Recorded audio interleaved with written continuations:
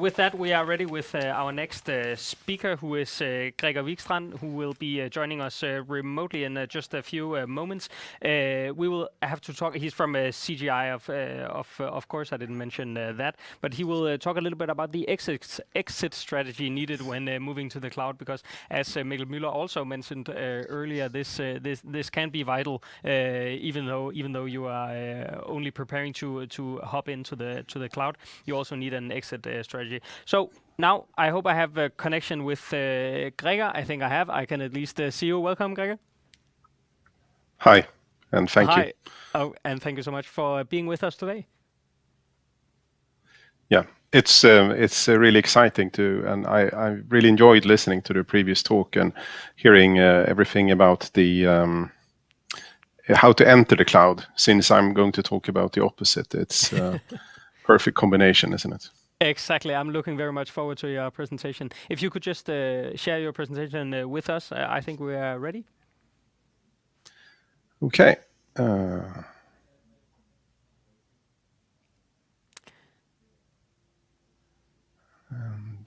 as you should have it now. Yes, we can see it now. If you just click the hide button, we don't have to see, look at that anymore. Perfect. All yours then. Okay, thank you. Yeah. So my name is Greger Wikstrand. I'm the CTO for CGI Scandinavia. If you don't know, CGI is global company based in Canada with about 77,000 members. And we work across all areas of IT, including cloud and private cloud. But we also we are a SaaS provider, an IP provider. Lots of companies in Scandinavia are relying on CGI on a day-to-day basis. For instance, if you live in Sweden and you do your tax return, you will see when you log on, it will say powered by CGI. So everyone is ready for takeoff, right? Everyone is moving into the cloud, and I'm working with some clients who are saying, yeah, we're considering moving to the cloud, but some are already there and officially there, but actually unofficially, I think everyone is already in the cloud.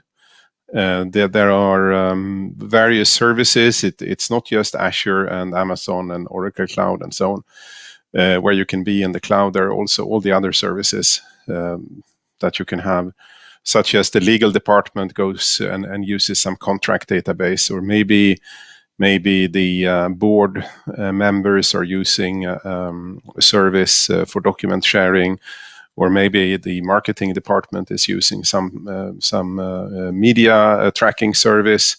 All of these are cloud services, or maybe facilities department are using have outsourced facility management, and the facility management company uses some cloud service to keep track of assets and work orders and so on. So then indirectly you're also maybe in the cloud. So there is no doubt that you are already in the cloud, even if you are thinking that you're now starting to move into the cloud. So we find that maybe 80 to 100 cloud services in the average company, regardless of how many one cloud strategies and so on you have. So you are already in the cloud, but when you are in the cloud, there will be rain, and I'll talk a bit about what kind of rain you can expect when you're in the cloud, and what kind of umbrella you need to bring to ensure that you get where you're going without getting too wet. Yeah, when it comes to all these kind of bring your own cloud solutions, it's not uncommon that someone took out the subscription on their company credit card, and then that's fine, of course, but let me tell you a few things that can happen. One thing, employee leaves the company and the credit card is naturally cancelled. So the service stops, and suddenly the service is completely vital. So how do you do it? Because it's all in the name of the employee, not in the name of the company. How do you get back into the account? Another example is that maybe you have some kind of innovation department and they spin up a few servers, and suddenly the innovation they started with a year or two later, it's a vital service for the company. And there you are with dependence on this credit card. And another thing that can happen in the credit card area is that you do this willingly, but that you don't consider that there are certain limits on how much you can buy on the credit card. So when your solution starts to grow, you will hit some quota limits and so on that you don't maybe have when you have a proper contract. Or, well, sometimes you can get boycotted, or you're for one reason or another. I'll give you another example. So in Venezuela, they're not very friendly with the United States. So a few years back, the president decided to put a boycott on Venezuela, and including barring them from using cloud services, and also barring U.S. companies to transfer money to Venezuela. So clients of, for instance, Adobe, professional photographers, they got their accounts erased, and they didn't get their money back. So you think, can it happen to me? Well, until very recently, there was this small harbor in Germany that was under boycott from the United States because of their role in the Russian pipeline project. So it could be that you don't do anything, but you're associated with someone who does something. And there are thousands of individuals and companies under boycott. So suddenly, you're boycotted from using your cloud provider, and there's nothing you can do about it. Or, if you don't properly police your users and they start using your cloud account to store their illegal material, or maybe like in the case with the discussion app in the US, Parler, where they got kicked off from AWS because they didn't follow the policy of policing their users. So sometimes something that you haven't done, but some users doing with you, and you can't show that you have done the due diligence of keeping track of your users, then either the police or the policy will kick you off from your cloud service. So then other problem that is maybe not that you actually completely get kicked off your cloud provider, but that you become captive.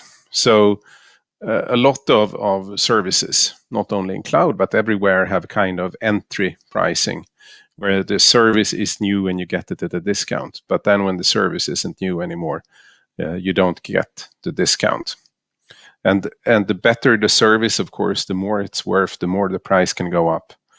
So customers tell me that they started at some certain price point, and then a year or two later, suddenly it's much more expensive, even though they didn't do anything. It's just because the price list was adjusted.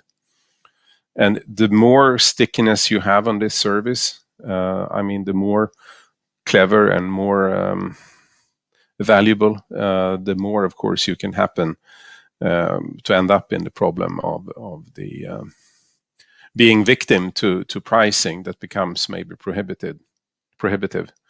It was Forbes predicted maybe a year ago that by 2025 it will be a major reason for companies to go bankrupt, because they can't keep control of their cost, and they can't correlate their cloud cost to their income. So you have lots of services, they're very expensive because the price has gone up, and you don't know if you can turn them off, and you don't know which cost is correlated to an income. And you were in a chaos situation, and you just have to do something very drastic, pull the plug.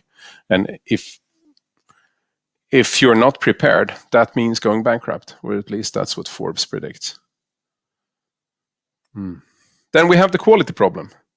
And I read somewhere recently, a few days back, that it was the 10th outage for a certain cloud provider in the last 30 days.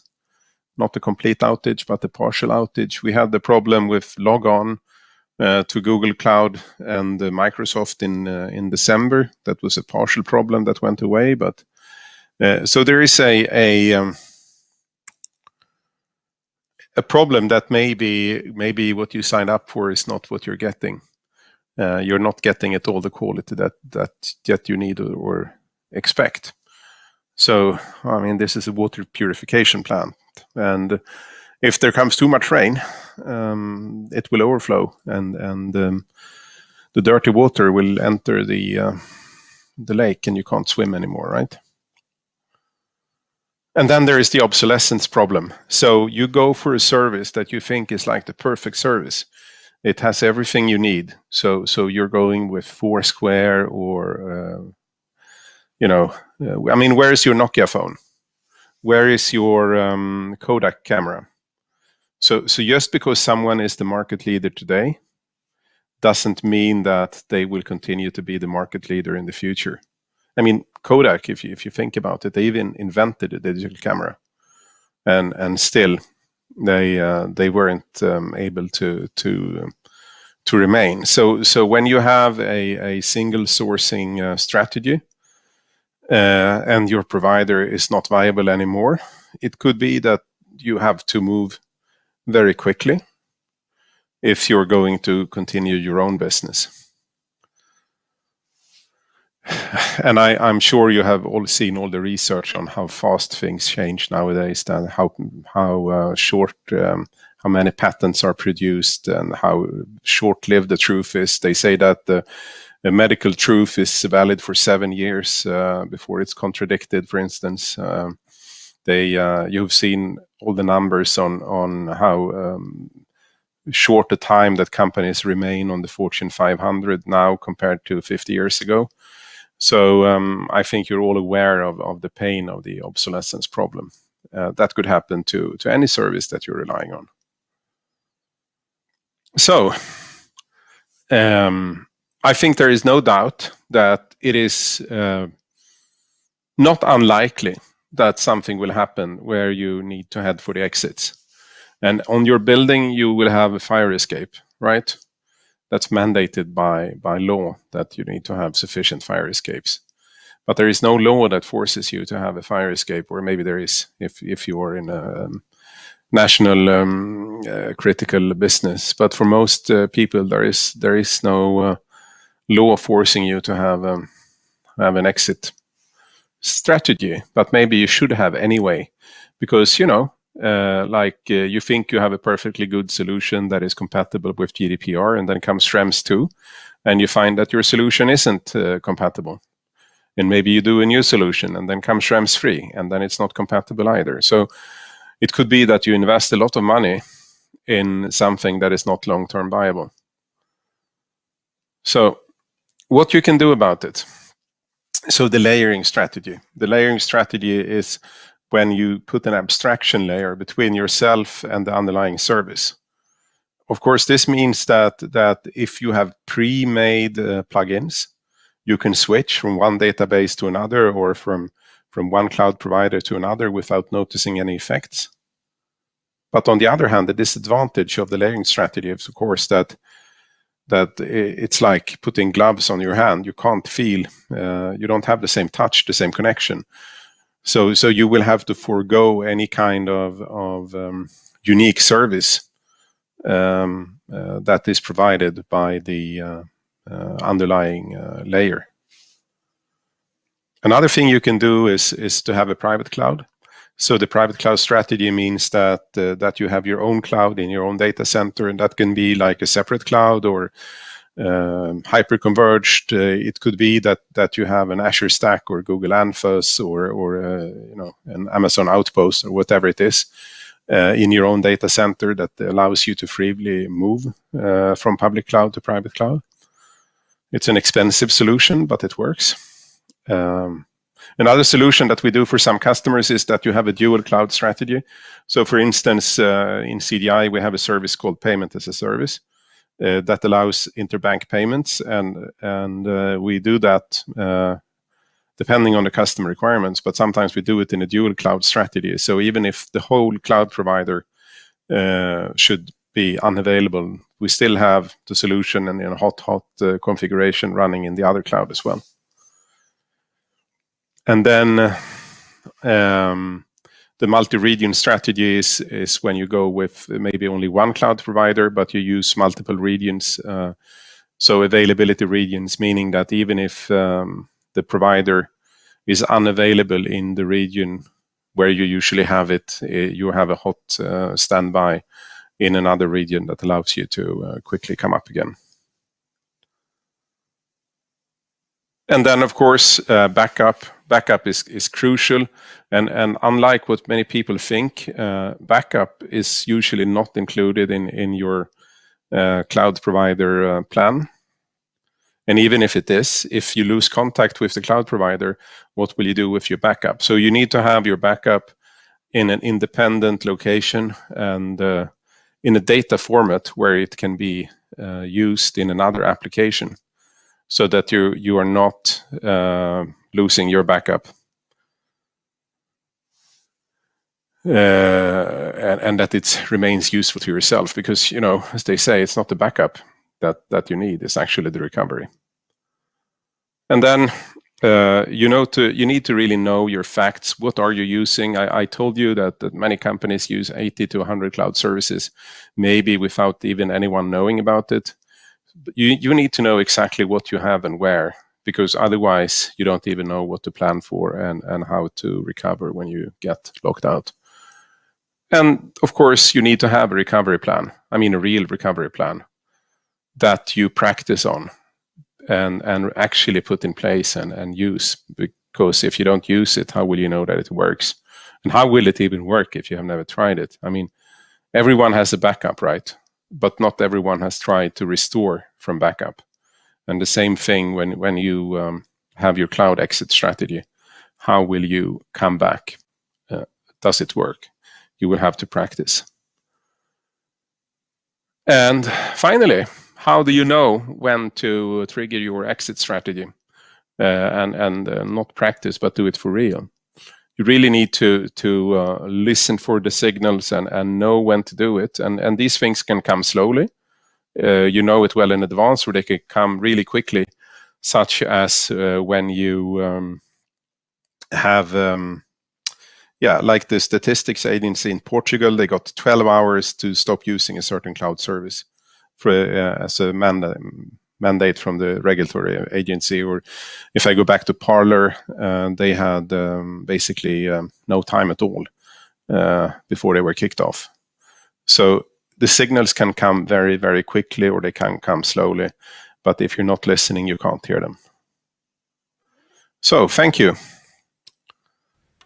That was the presentation. Thank you so much for your presentation, Greger. We do have just 1 minute. I wanted to ask you a little bit about this exit strategy. Is it a yes or no situation? Do I need to be in the cloud, not be in the cloud? We have talked a lot about multi-cloud. Should I have an exit strategy for my most critical applications, IT systems, or is it a yes or no scenario?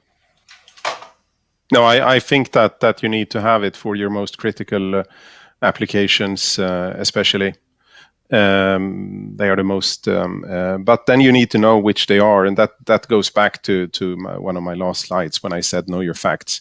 So you need to know which applications you have, what they do for you, what value they're bringing, what they're using, and so on. Yeah. Okay. And only then can you make a proper plan. Of course. Okay, thank you so much. So graceful degradation. Of course, for sure. Thank you so much for your presentation, Greger.